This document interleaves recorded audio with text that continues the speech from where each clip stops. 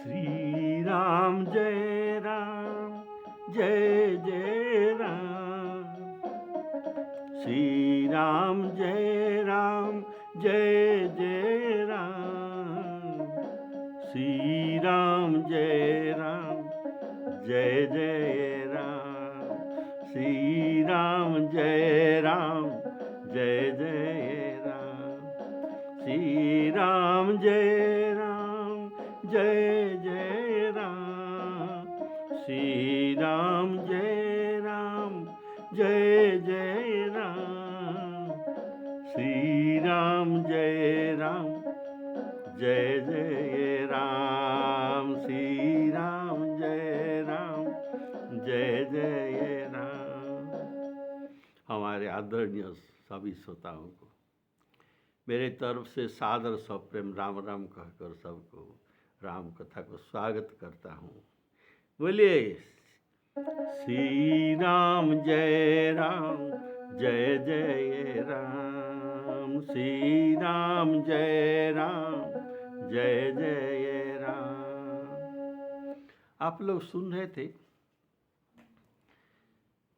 काकभूषुंडी जी गौड़ जी को इनका 7 प्रश्न का उत्तर दे रहे हैं।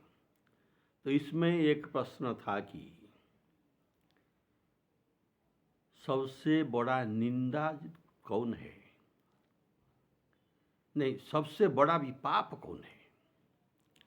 तो काकभूषण जी ने समझाया, परनिंदा सम अघन गरीसा, पर निंदा के समान और बड़ा और बड़ा पाप नहीं हो सकता। तो काकभूषण जी कहते हैं, हे गौड़ जी, गो ब्राह्मण के निंदा ये प्रकारांतर में वेद मार्ग का निंदा ही कहा जाता है, क्योंकि ये दोनों वेद मार्ग के यज्ञ में साहाय्य करते हैं। इनके बिना हवन यज्ञ नहीं हो सकता। अतः द्विज निंदक को बहु नरक भोगना पड़ता है। नरक भोगने के लिए हमारे तो यह स्थूल शरीर यहाँ राख होकर रह गया, तब हम किस शरीर में जातना भोग करते हैं। हमारा तो शरीर नहीं है, यहाँ तो रह गया, ये राख हो गया।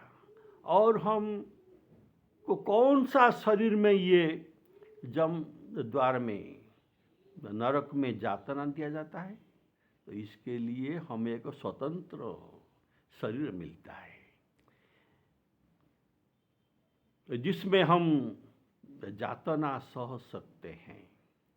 पापी जातना उन शरीर में सह सकते हैं, जैसे तेल के कढ़ाई में इसको गरम में रखना पड़ता है, ऐसा। और तो मगरों के द्वारा इनको ग्रास किया जाता है, ऐसा जो बड़े बड़े जो कष्ट उनको दिया जाता है, इसके लिए इनको स्पेशल एक शरीर दिया जाता है, जिनको कहा जाता है जातना शरीर।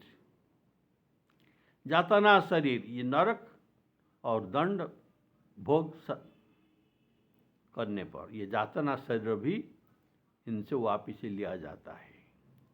और इनको ये तो नरक भोग करने के बाद इनको शरीर मिलता है। तो ऐसा जब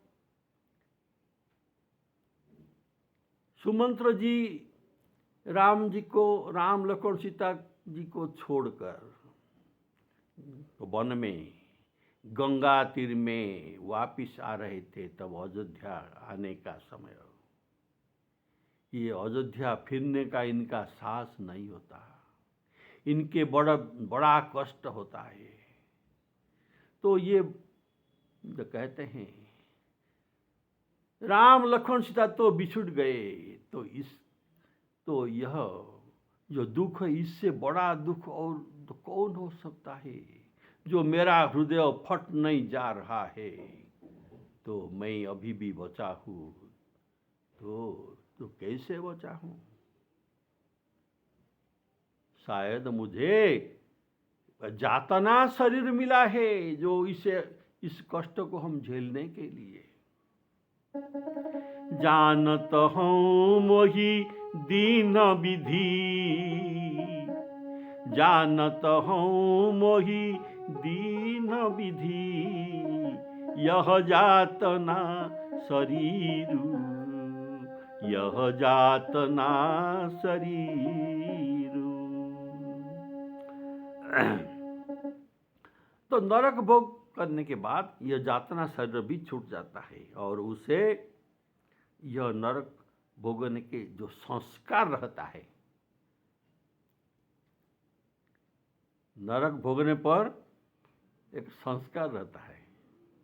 ऐसा सभी के होता है। हम तीर्थ गए हैं, आने के बाद 4 धाम तीर्थ हमारे एक संस्कार होता है। ऐसे ही अगर हम घी के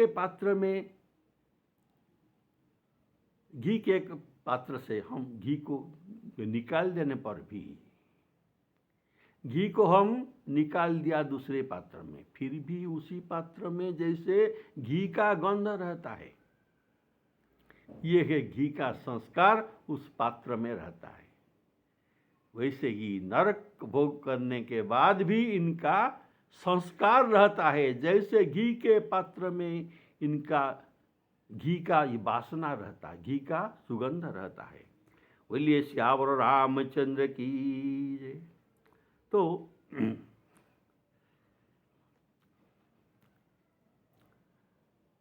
इसी संस्कार लेकर इसको जन्म लेना पड़ता है नरक भोगने के बाद। तो जो द्विज निंदक होता है, जिसका नरक भोग मिला है, इसका पूर्व संस्कार नरक भोगने के समय ऐसा हो जाता है कि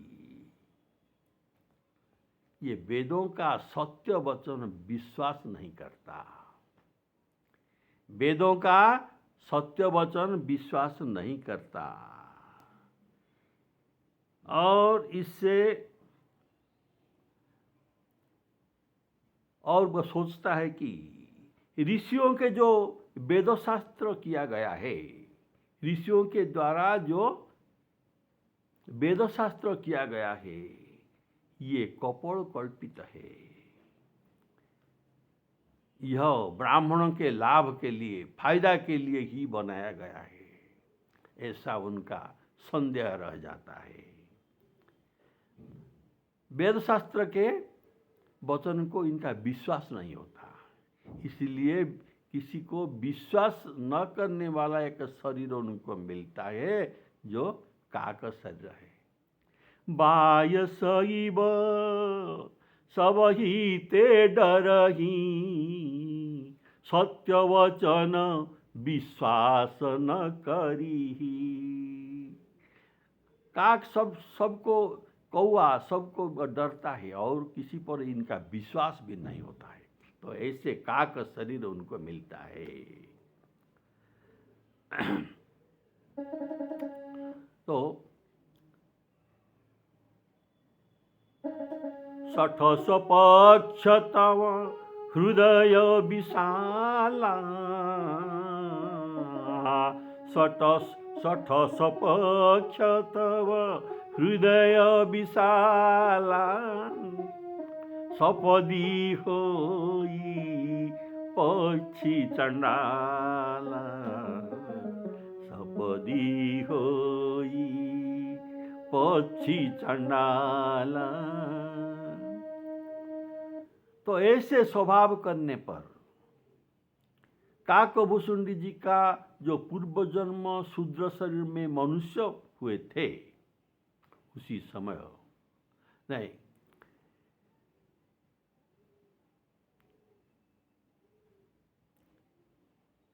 ये जो ब्राह्मण शरीर लिए थे एक जन्म में, तब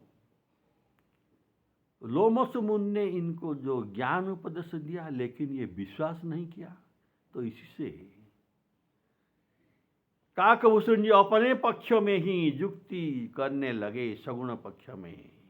तब क्या हुआ, लोमस मुनि ने इनको शाप दे दिया, तुम अपने पक्ष में रहते हो, सत्य वचन को विश्वास नहीं करते, इसीलिए तुम इस अपराध के कारण, इसी संस्कार के कारण तुम बायस हो जाओ, कौआ बन जाओ। सठ सपक्ष तव हृदय विशाला, सपदी होई पक्षी चंडाला। श्री राम जय राम जय जय राम, श्री राम जय राम जय जय राम। इसीलिए काकभूषुंडी जी कहते हैं, देखिए द्विज निंदक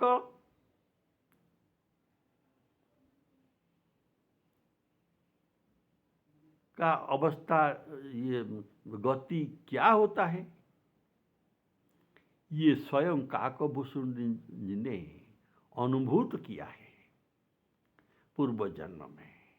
तो कैसे, देखिए विप्र एक वैदिक शिव पूजा,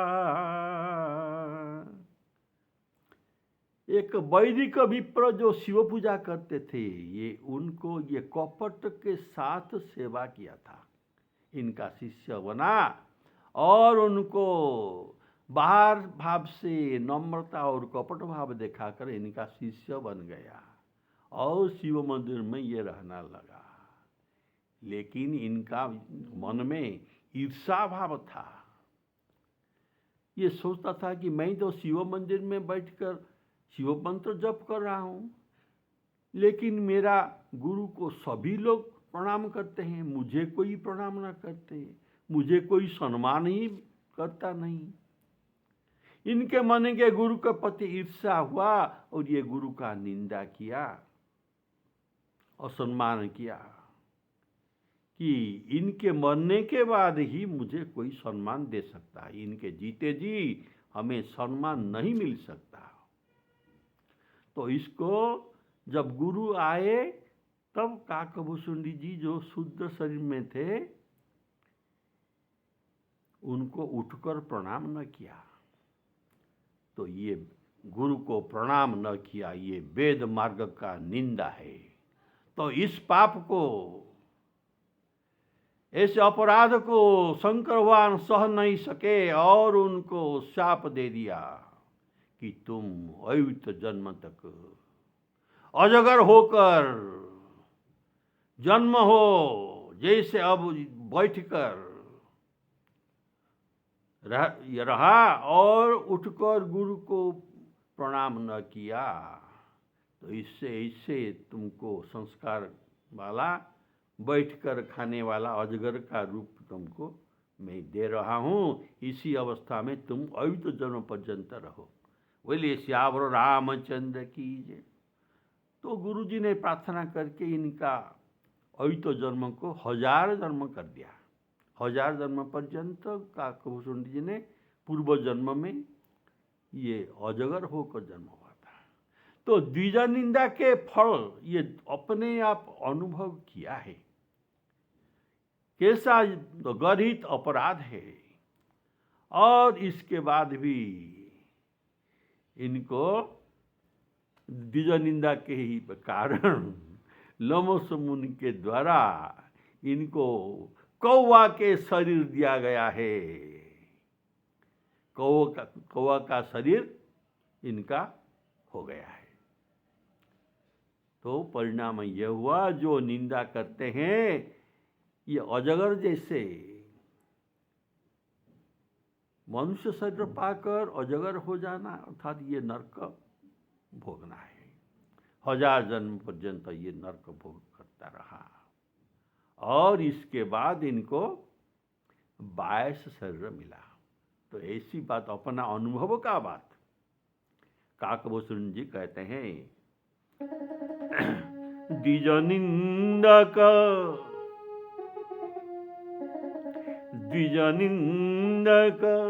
बहु नरक भोग करी, जग जनमई 22 शरीर धरी, जग जनमई 22 शरीर धरी। तो यह भूषण जी का अनुभव, अपना अनुभव कथा ये कहे। और भी काकभूषण जी कहते हैं, हे गरुड़, जो अभिमानी प्राणी है, देवताओं के और श्रुति अर्थात वेदों का निंदा करते हैं, वे लोग इस पाप के कारण रौरव नरक में पड़ते हैं, रौरव नरक में पड़ते हैं। और संत को जो निंदा करते हैं, संत को निंदा करते रहे हैं, इनके निंदा में ये सदा तत्पर रहते हैं, उन्हें उल्लू का शरीर भोगना पड़ता है, उनका उल्लू का जन्म मिलता है। जो संतों को निंदा करता है, उल्लू का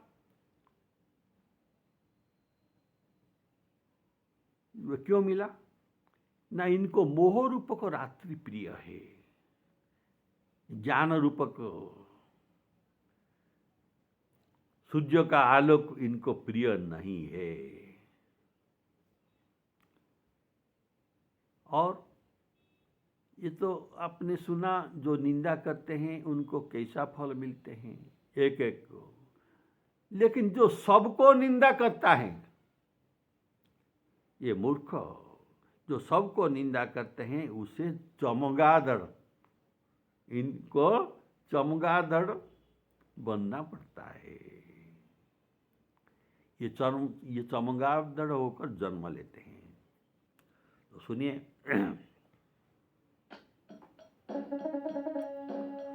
सुर देवता, श्रुति वेद, सुर श्रुति निंदक जे अभिमानी, सुर श्रुति निंदक जे अभिमानी, रौरव नरक परहित प्राणी, होहि उल्लूक,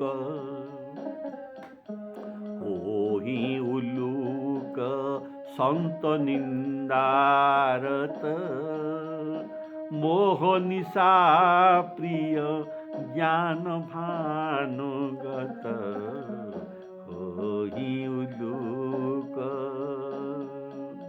सबके निंदा जे जड़ करई, सबके निंदा जे जड़ करई, ते चमगादुर होई अवतरई। श्री राम जय राम, जय जय राम, श्री राम जय राम, जय जय राम। अर्थात इसका भाव क्या है कि जो सुर श्रुति निंदक और संतों के निंदा करते हैं, ये सब मोह निशा सब सो बनिहारा। जो सुबह जो सुर श्रुति निंदक और संतों के निंदा करते हैं, किसके लिए? अज्ञान के कारण। ये अज्ञान है मोह, मोह है रात्रि। और ये मोह रात्रि में सोकर बहुत सारे संसार का सुंदर सपना देखा करते हैं। मोह निशा निशा रात्रि सोवनिहारा, मोह निशा सोवनिहारा, देखिय सपना अनेक प्रकार। श्री राम जय राम। अर्थात इनको मोह रूपक रात्रि प्रिय है। काम क्रोधादि में आसक्त होकर ये अनित्य संसार के सुख में अपने को आसक्त कर देते हैं और ये संसार सुख में अत्यंत सपना देखते हैं, सुख का सपना। अतः इनको जड़ कहकर निंदा कर रहे हैं। ये अपना प्रतिष्ठापन, ऐश्वर्य आदि अभिमान के द्वारा देवता, संत और वेदों का निंदा करते हैं और संतों के ज्ञान रूपी वचन को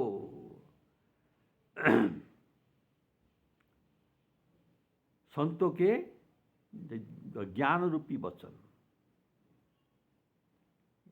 ये क्या करता है? हमारे हृदय कमल में ज्ञान रूपक कमल को विकसित करता है। संतों का ज्ञान रूपी वचन, ज्ञान सूर्य रूपी वचन हमारे हृदय कमल का, हृदय कमल में ज्ञान विकसित करता है। तो इनमें ज्ञान रूपी प्रकाश, लेकिन ये खड़ों को ज्ञान रूपी सूर्य प्रिय नहीं है। क्या प्रिय है? ना मोह रूपक रात्रि प्रिय है। जैसे उल्लूक को सूर्य नहीं भाता और इसको रात्रि प्रिय है। जो ऐसे संतों को निंदा करते हैं ये उल्लूक होकर जन्म होते हैं। उल्लूक होकर जन्म लेना पड़ता है। वेद प्रतिपाद्य देवता और ब्राह्मण,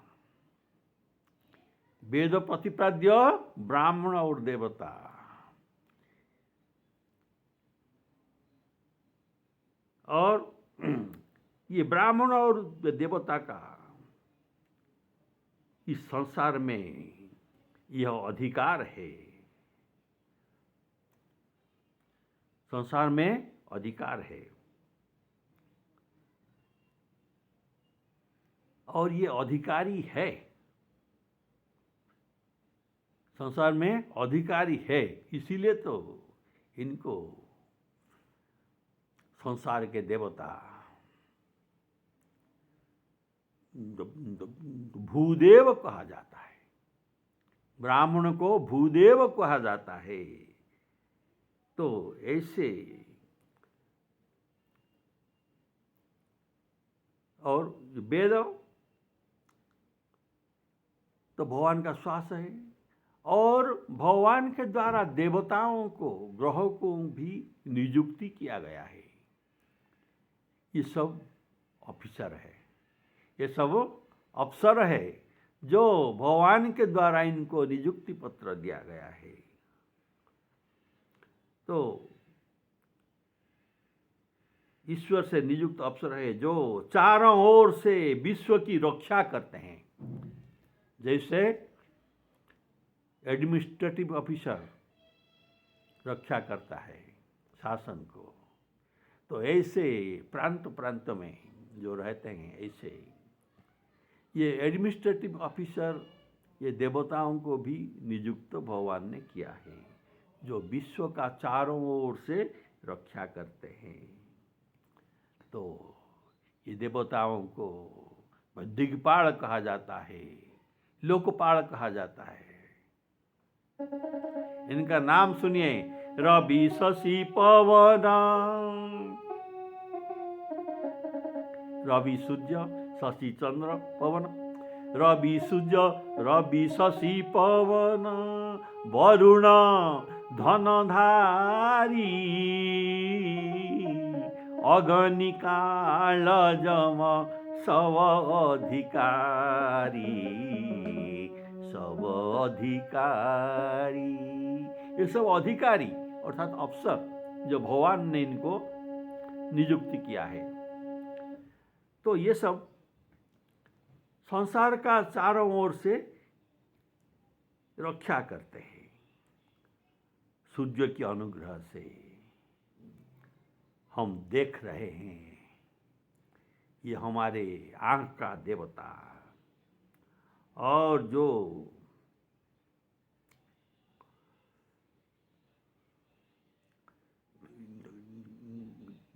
मन का देवता है, ये है चंद्र।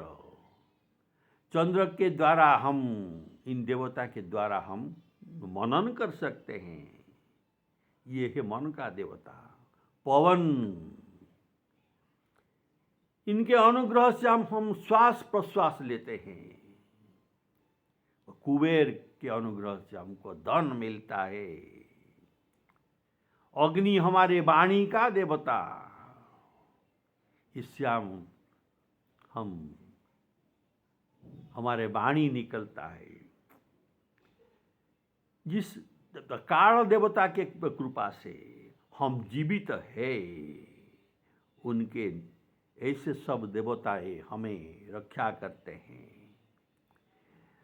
उनके निंदा करने वाले को नरक भोगना ही पड़ेगा। इसीलिए इनको निंदा करने जो लोग हैं, इनको नरक भोगना पड़ता है। और संतों को जो निंदा करते हैं, इनको उल्लूक होना पड़ता है। हो ही उल्लूक संत निंदारत, हो ही उल्लूक संत निंदारत, मोह निशा प्रिय ज्ञान भानुगत, श्री राम जय राम। तो हर गुर सुर श्रुति, ये सब का एक एक निंदा करने वाले का अलग अलग दंड मिलता है, अलग अलग गति कहा गया है। और ये जो सबको निंदा करते हैं, उसका क्या फल मिलता है?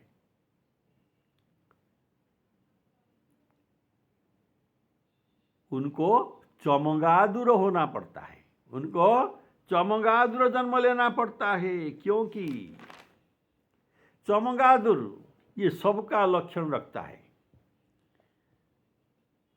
इसमें मेढक की तरह ये व्यर्थ बकवास सदा शब्द करता है, छड़ी है। इनके बुद्धि कौवा के समान छड़ी और मलिन है, और मुख से मलत्याग करता है, और उल्टा सदा टंगा रहता है। बोलिए सियावर रामचंद्र की जय। वह पापियों के मुकुटमणि है। जितना पाप है, ये चमगादुर सब पापियों का ये मुकुटमणि है। इसीलिए इनको एक पापियों का अवतार कहा गया है। बोलिए सियावर रामचंद्र की जय। तो यहाँ ये काकभूषण जी कहते हैं ये चमगादुर ये पापियों का ये अवतार है, जैसे धर्म रक्षा करने के लिए भगवान का अवतार होता है, परित्राणाय साधूनां, ऐसे इनका अवतार है पापियों का अवतार, पाप रक्षा करने के लिए। सबके निंदा जे जड़ करही, सबके निंदा जे जड़ करही, ते चमगादुर होई अवतरही। श्री राम जय राम जय जय राम, श्री राम जय राम जय जय राम। तो गौड़ जी का 7 प्रश्न था। 7 प्रश्न से 6 प्रश्न का उत्तर काकभूषण जी ने दे दिया, और एक प्रश्न रह गया जिसका नाम है मानस रोग के बारे में उनको सुनना है। तो मानस रोग एक विचित्र रोग है, इसके बारे में सबको पता नहीं है। हम सबको पता है हमारे शारीरिक रोग, लेकिन मानस रोग के बारे में सबको पता नहीं है। तो इस मानस रोग में जो रहस्य की बात है ये आपको अगली एपिसोड में सुनाई दिया जाएगा। ये है 7वां प्रश्न गौड़ जी का था। श्री सीतारामार्पणमस्तु। श्याम रामचंद्र की।